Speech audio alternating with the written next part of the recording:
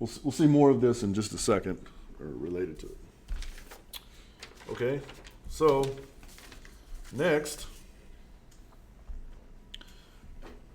so up till now, we've only, we haven't included pressure, right? But I've told you many times that geomaterials is a class in advanced geomechanics, right? So geomaterials are pressure-dependent materials, right? And so we need to have a yield surface that, if we want to accurately model a rock, we need to have a yield surface that incorporates pressure, okay? And so what we'll look at next is one called Drucker-Prager. And its yield surface is now a function of pressure and J2. So the first term is just like before, square root of 3J2. Now we have beta times P, pressure, minus, a yield surface that could be a function of plastic strain rate, temperature, etc. And the pressure we define as 1/3 sigma kk, right? So the trace, we defined that before, right? It's the trace of the stress tensor, right? So that's the pressure that we're talking about here. And so if you see, if we compute if we use the flow rule and associated flow rule, partial F partial sigma ij, I'm only going to look at the term, the second term, because the first term is exactly what it was before. Sij. The second term then is going to be beta partial P partial sigma ij. And if we plug in our pressure there, partial sigma ij, 1/3 sigma kk beta, that's going to be equal to minus 1/3 delta I k delta jk beta, or minus 1/3 delta ij beta. So the pressure dependence is in the plastic flow rule.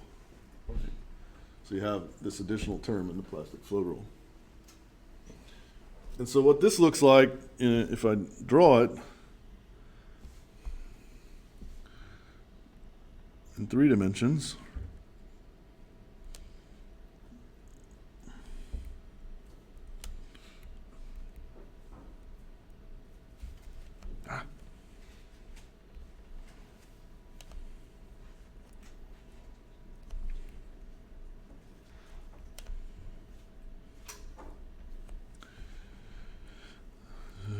this is our hydrostat.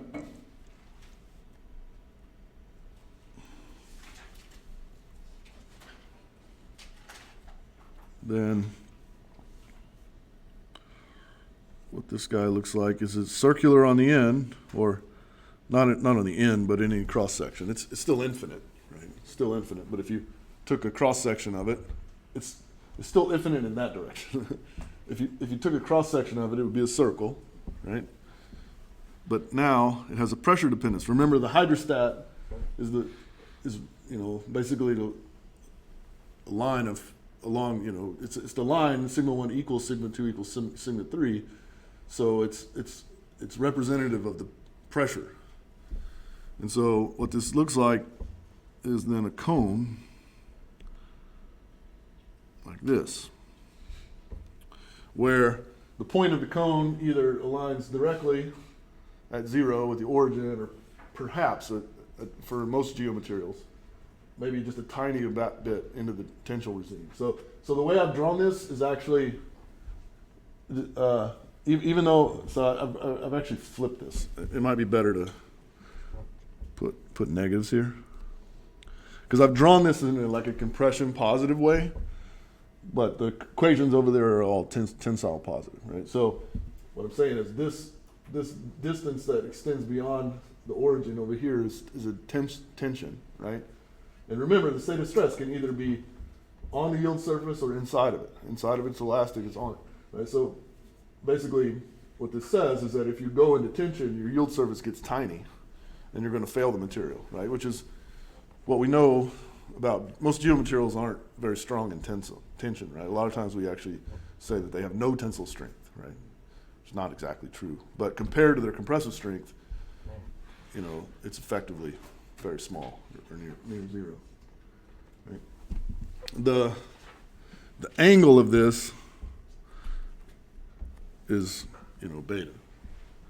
Basically, it defines the kind of how wide that cone becomes, right? So, intuitively what this says is like if I'm increasing pressure, I'm going along the hydrostat here.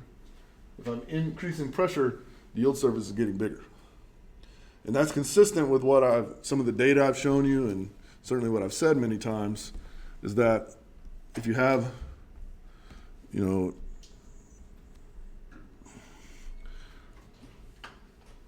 stress strain curves for geomaterials, they typically get stronger with increasing pressure, right?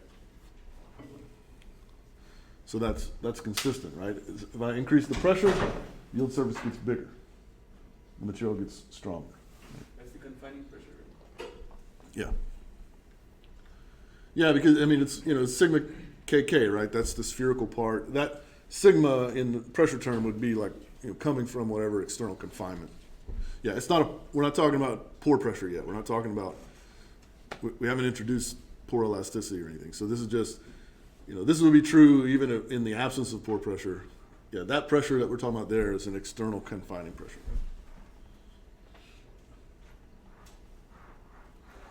Okay?